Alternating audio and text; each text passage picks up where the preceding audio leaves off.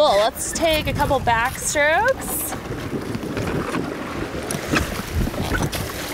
And that's good. Just get back in the main flow here.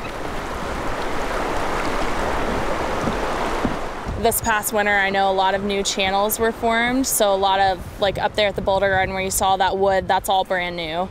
None of that was here last year. The channels were very different. Like it's carving a new path. So it's still kind of figuring out where it wants to set up. Lots of new channels coming and going.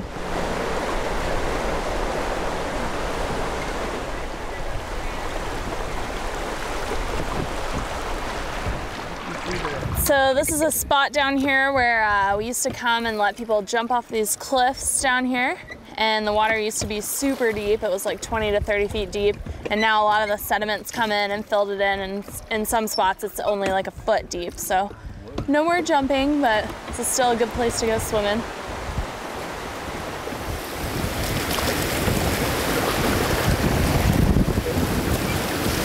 All right, give me 2 forward.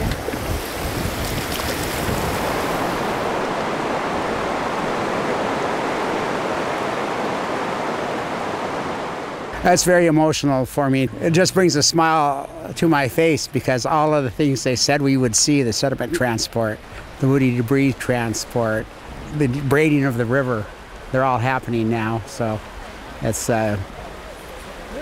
we're starting to see the river come back to what it used to be like before. And, you know, part of that nature is it's constantly changing, and it'll be constantly changing. Those are important factors for restoring salmon runs, and the speed with which it's happening is very impressive and very good for, you know, how the future looks for the river.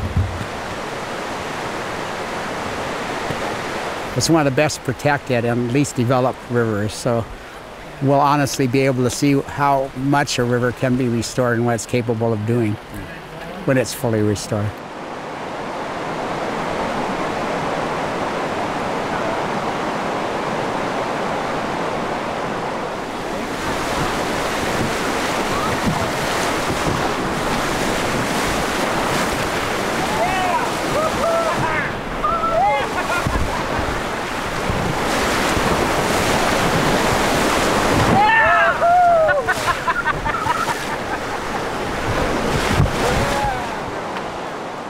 We're really at the beginning. A lot of people think that once the dams are gone, maybe that's the end of the story. That's really just the beginning of the story, because it may take decades in order to recover the river fully.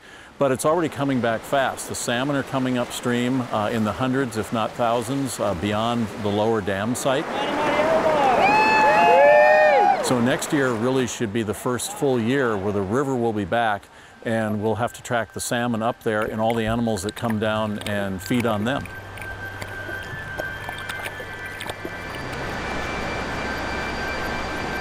This is not about all dams in all places. In Washington also relies a lot on hydropower from major dams.